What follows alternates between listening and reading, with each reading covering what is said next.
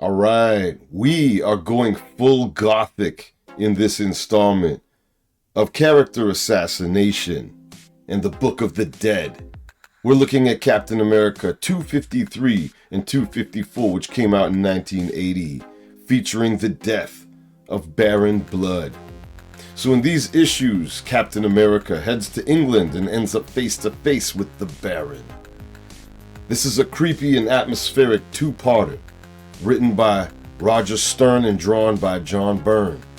It's packed with castles, fog, fangs, and moodiness. But you see, this isn't just a typical showdown with a supervillain. This story ends with one of the most brutal moments in Captain America history. You better like, comment, and subscribe, and hit that notification bell. This is the Pop Culture Cosmonaut, and we are looking at Baron Blood. And you know, I first learned of Baron Blood in the Book of the Dead. All right, in the very first Book of the Dead. All right, and I thought, who is this odd-looking figure? All right, he's a British vampire, a Nazi vampire. All right, an aristocratic British Nazi vampire. And he's also more of a bat than Batman. All right, and in his human form, I guess you could say, he wears a monocle. All right, you know that's evil. You know, but this character debuted in Invaders number 7, which came out in 1976. So he was a World War II era villain for Cap in the Invaders, but he was really only created a few years before his death. And he debuted in number 7, you can see on this cover, doing battle with Cap, the original Human Torch, and Namor the Submariner. He also appeared on the cover of Invaders number 9, going after Union Jack, his brother. All right, and then again, he appears later on in Invaders 40. All right, so he was a thorn in the side of these heroes for quite a while. And he again, issue 41, he came on back with other members of the Super Axis. All right, so who was Baron Blood? Let's take a look, and we're going to start with issue 253, The Return of the Baron.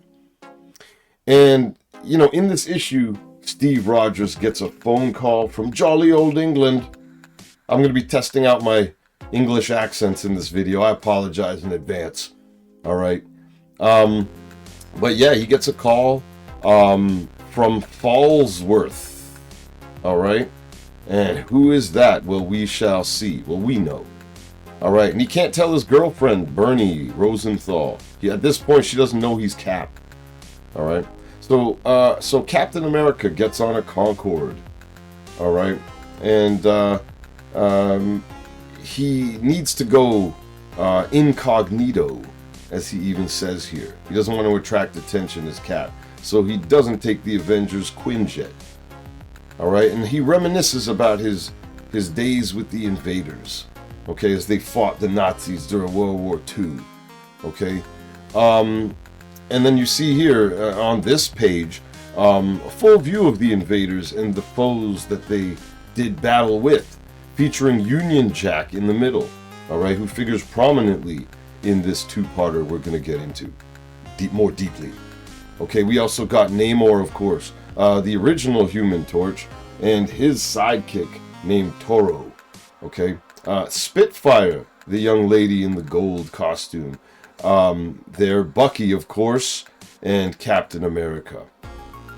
Namor, who can forget Namor? And who did they fight? The menaces of Master Man, the Blue Bullet, the Face, Agent Axis. Okay, the Scarlet Scarab, Warrior Woman, and Asbestos Lady. All right, who probably died on her own from inhaling all that asbestos.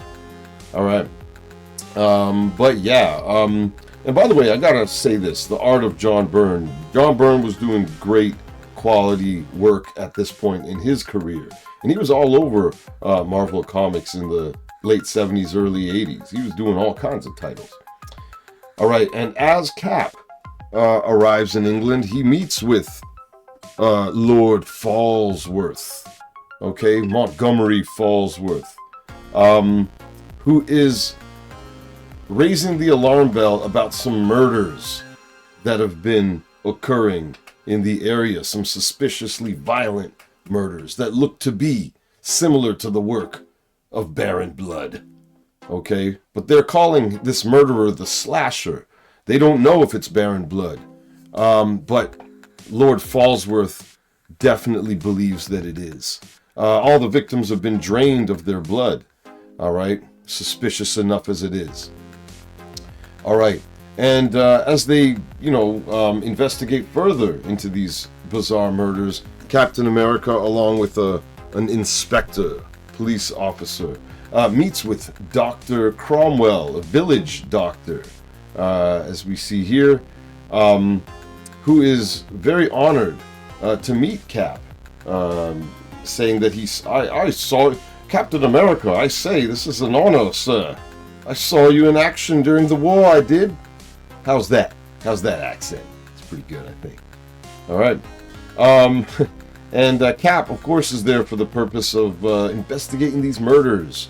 This doctor is the coroner. He does the coroner work. And again, he's been investigating these crimes personally. Captain America suggests it could be the work of a vampire. And this doctor says, "What? How dare you mention such superstitious claptrap in my presence? Get out! Out of my offices! I don't care who you are! I'll not have such lunacy propounded here! Out!" All right. He just doesn't want to hear it from Cap.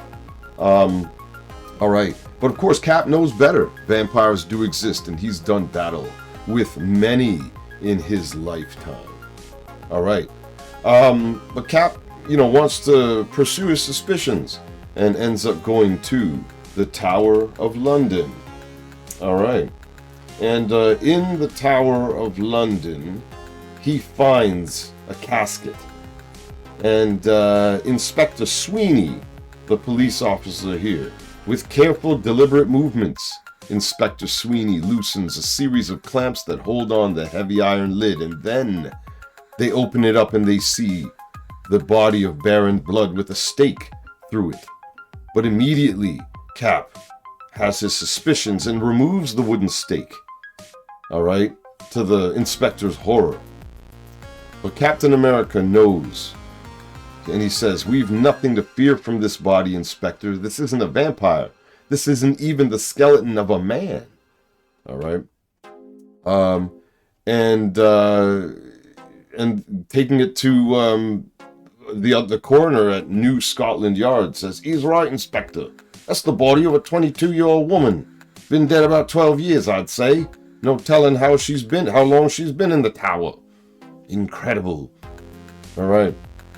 And again, Cap knew immediately, saying, "I knew that body didn't look right. I've seen many, too many, in combat. But this means that Baron Blood may have been loose for a decade or more. It doesn't mean that he's the slasher, but he's a very good suspect." All right. Later on, Cap meeting a Falsworth relative here named Joey Chapman, shaking hands with Cap. Again, a true honor here. Lord Falsworth here interrupting about what he believes to be going on, and Cap telling him what happened. "You were right, Baron Blood is on the loose." And Lord Falsworth knew it. And look at what he says. I knew it. He has to be the slasher.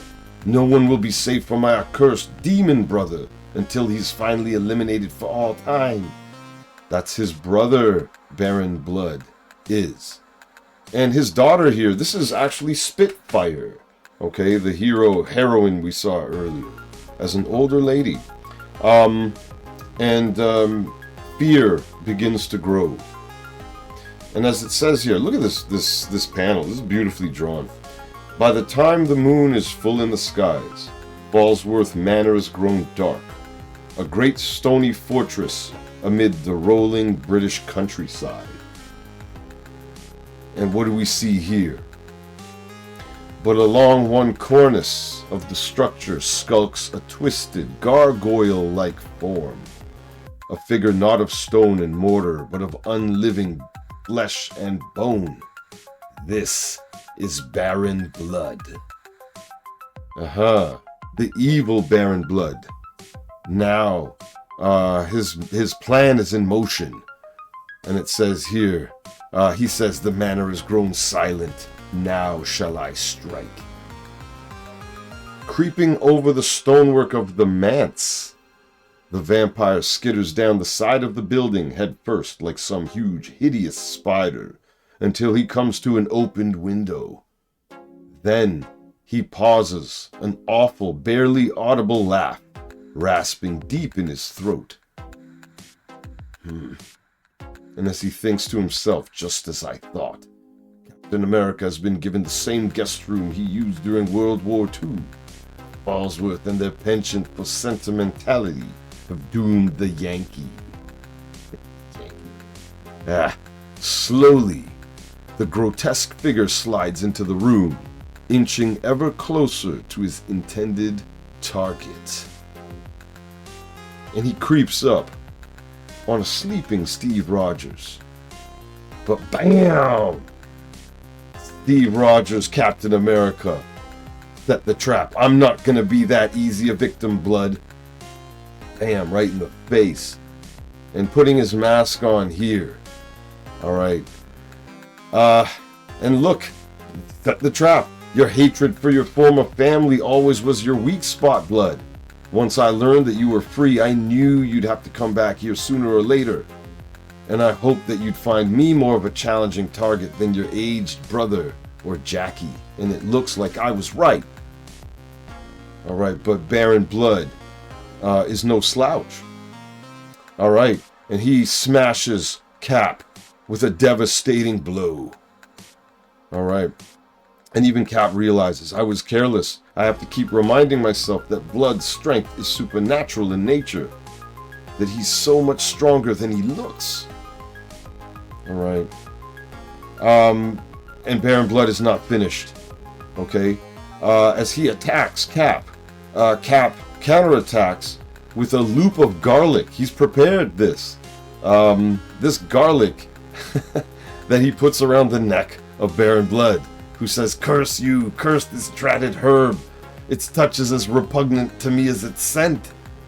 And Cap's comments here. You've got a lot of gall talking about repugnance, Blood. What about those slasher murders? Those 3 innocent women?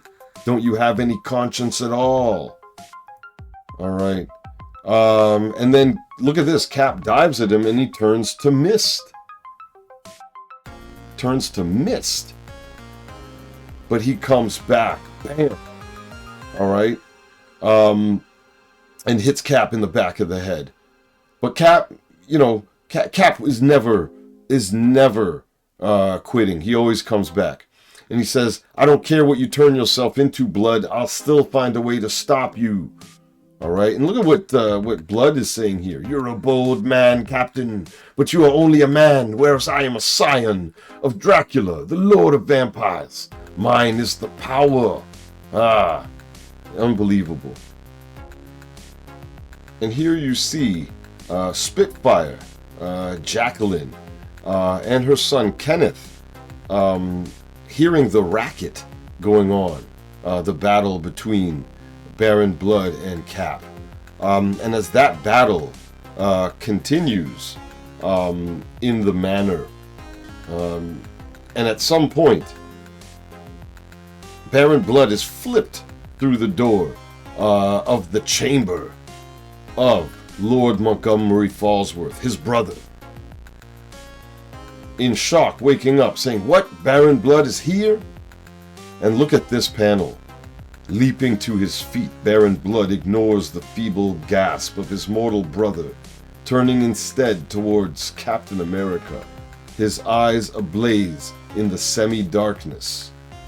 I tire of this battle, Captain. There is no need for me to waste my time in useless combat when my hypnotic powers can halt you in your tracks. And see this. Yes, this is much better. You shall just stand here enthralled and helpless, and then you shall die. And 3 days hence, you shall arise to your eternal damnation as a vampire. Unbelievable stuff. This is a cliffhanger if we've ever seen one before. And we're going to move on to issue 254.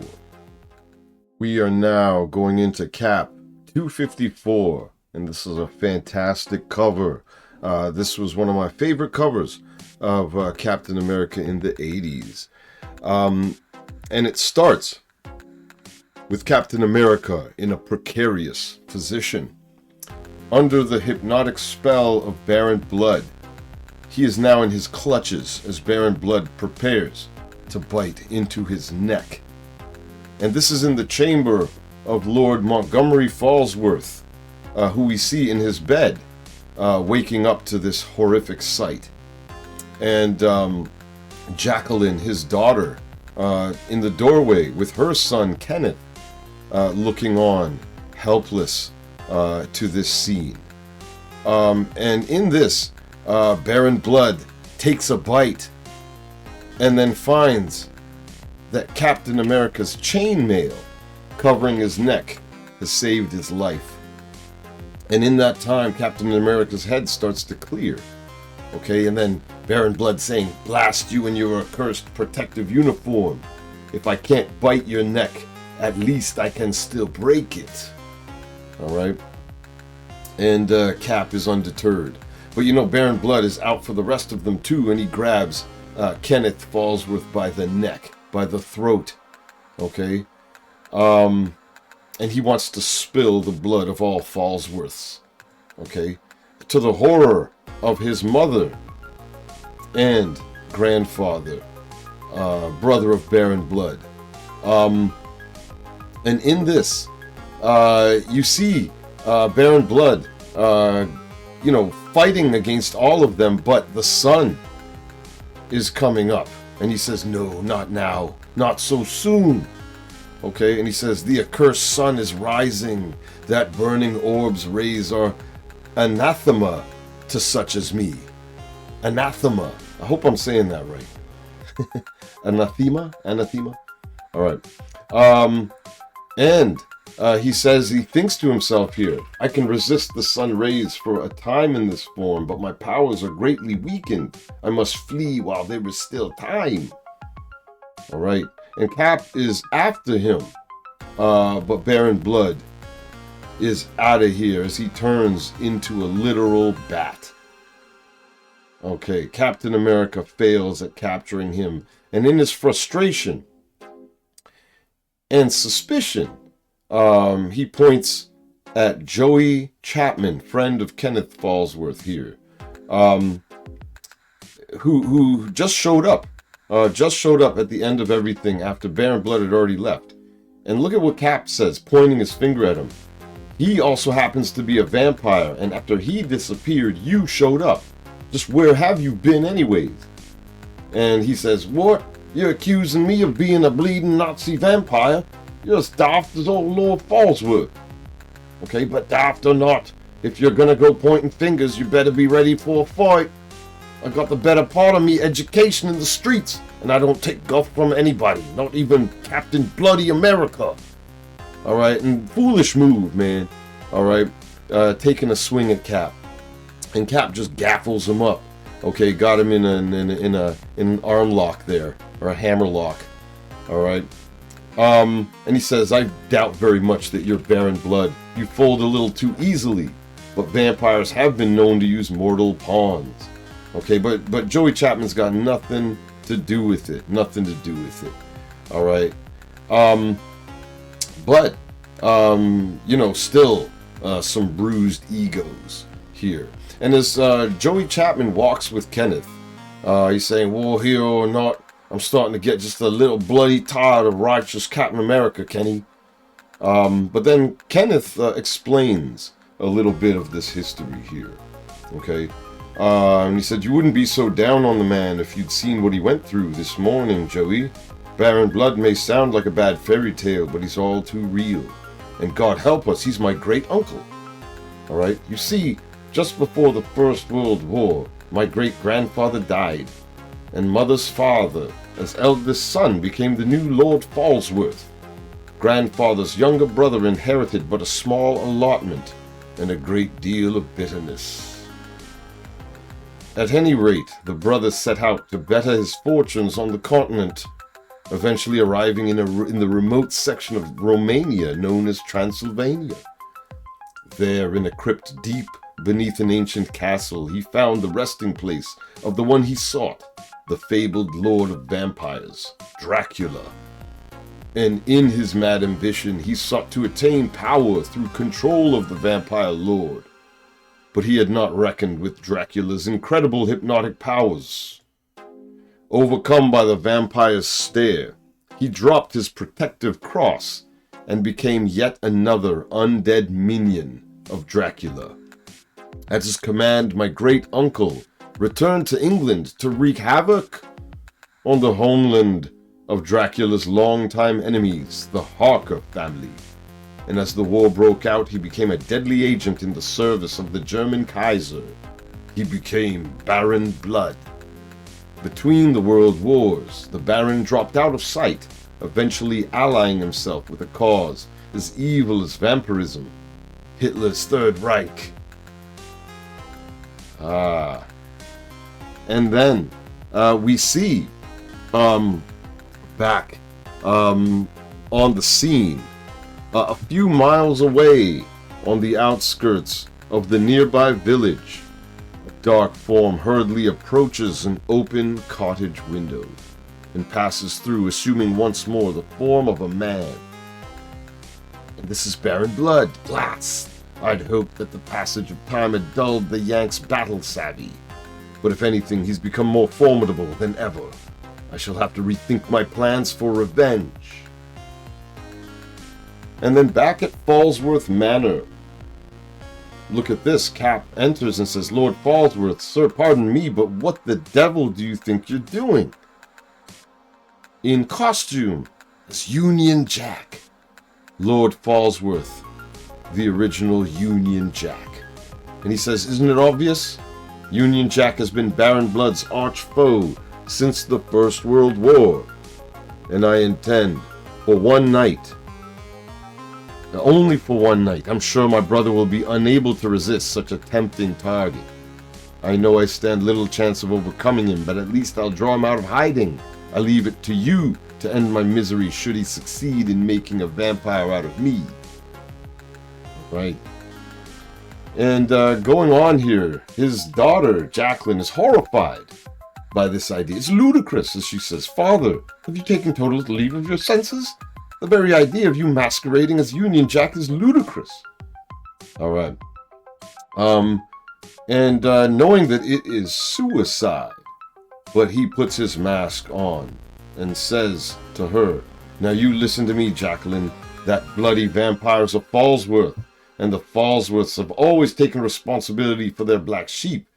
Even Kenneth understands that. I'll see Baron Blood vanquished if it's the last thing I do." And he suffers a heart attack. Okay. Now, the doctor has been summoned for his lordship.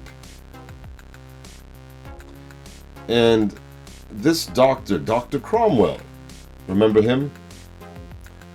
He had no time for Captain America's suggestion that this was the slasher's murders were the work of a vampire. And here he is treating Union Jack, saying, "Given the events of the past few days, quite understandable. At least the cloth is porous enough that it shouldn't interfere with his breathing. I'm glad you at least gave him his medication. Seems to be resting well enough. I think he's waking now.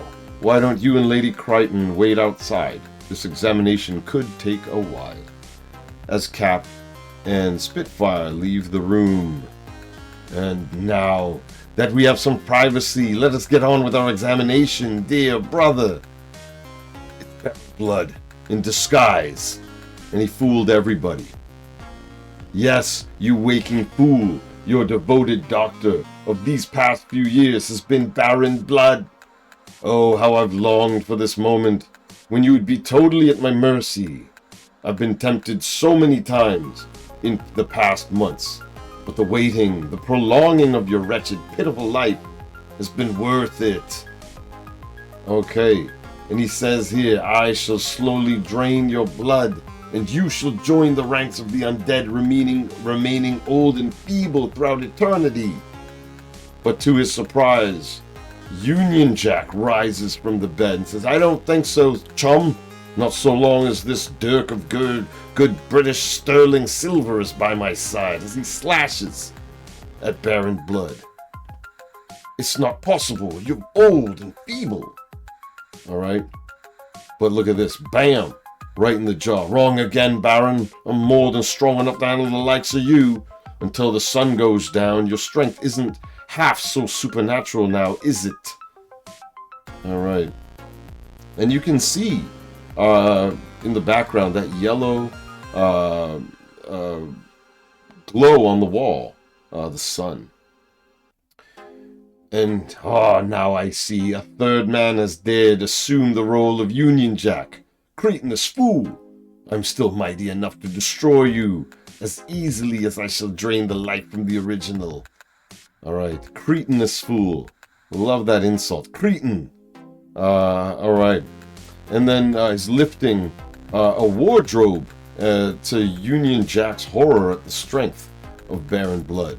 And he, bam, whips out his pistol as a reaction as this wardrobe flies right over his head. This is a nice panel right here. Alright. Captain America knows the trap has been set, and he hears everything that's going on. He heard the shot. But no, it did not do the job. I heard your shot. Did you get him? UJ, Union Jack. I can answer that question, Captain. He did not, nor shall he get a second chance to fire his silver-jacketed bullets. Alright. And then the battle continues throughout the mansion as Baron Blood flies away.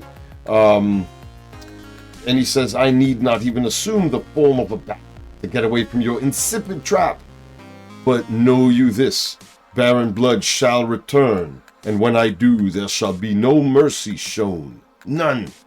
All shall die from my vampiric bite, and when I return, Fallsworth Manor will echo with the cries of the newly undead. Okay. And here we go again. This battle continuing again as he attacks Union Jack with his sword out. And look at this. Captain America is now concerned for Union Jack's situation. Blazes, I was afraid of this. Union Jack is too experienced at this sort of thing. I have to distract the vampire or Jack's a dead man. And then he opens the curtains. And it says here, with one powerful yank, Cap rips loose the heavy curtains, letting the late afternoon sun flood into the chamber as he says, no! This is a greatly drawn panel. The rays attacking Baron Blood, as it looks. And he says, not again! You'll not be saved by the sun again! Like a bat out of the very depths of Hades, Baron Blood launches himself at his star-spangled tormentor. You've made a most grievous error. This is not the light of a rising sun, but that of a setting sun. Soon it shall be twilight, and until then I can endure the pain. And Cap knows time is ticking. And he says, in that case, I'll just have to stop you before sunset, Baron. And believe me, I will. I must. I've pledged myself to the preservation of life and liberty, whereas you represent nothing but death and decay. And that makes you my enemy, mister. Okay. And you can see Union Jack in the back, the new Union Jack, groggy, and knows this is Cap's battle now. And Baron Blood saying, yes, we are enemies, and you are a fool. In the end, death wins. Death always wins. And in this moment, Cap struggles valiantly, but he can feel Baron Blood's strength slowly growing as the sun sinks in the west. And he knows it is only a matter of time before the monster wins. It is then that he recalls Lord Falsworth's words. There's only one way to totally destroy a vampire. And in that moment, he knows what he must do. And Cap grimacing, saying no. Oh no. The deed is horrible to comprehend as he raises his shield above his head. But he knows that he has no other recourse.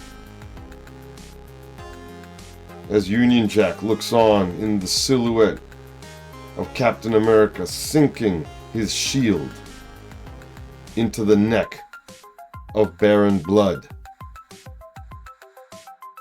And then the champion can only look on as the human facade of Baron Blood melts away, and the monster is revealed for what he truly was.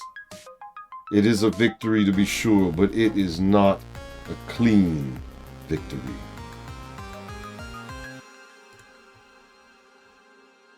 And after this, you see Cap, knowing what he had to do, but tormented by that action, by that decision. And, Kenneth here saying, Mother, I don't know if you should see this. And she says, I saw the Warsaw Ghetto and the Nazi death camps, Kenneth. I'll hold up, but Cap. And then Chapman here, Joey Chapman saying, the man's all right. He's just had to do his job, and it wasn't a pleasant one. Leave him alone for a moment, okay? It's a great line. That's a great line. Hours later, out on the moors, the last remains of the undead beast, which had been Baron Blood, are consigned to the flames. And the menace of the Nazi vampire is ended for all time. And as they say here, after this ceremony, it's done, grandfather. Baron Blood will never threaten anyone again. Did you hear, father? Kenneth said. And Cap walks in, knowing. I'm afraid he can't hear you, Jackie. And he passed away at this moment. It must have been his heart that finally gave out. He was a good man, Jackie, the best, and he went to his reward knowing that his brother's evil had been overcome at last.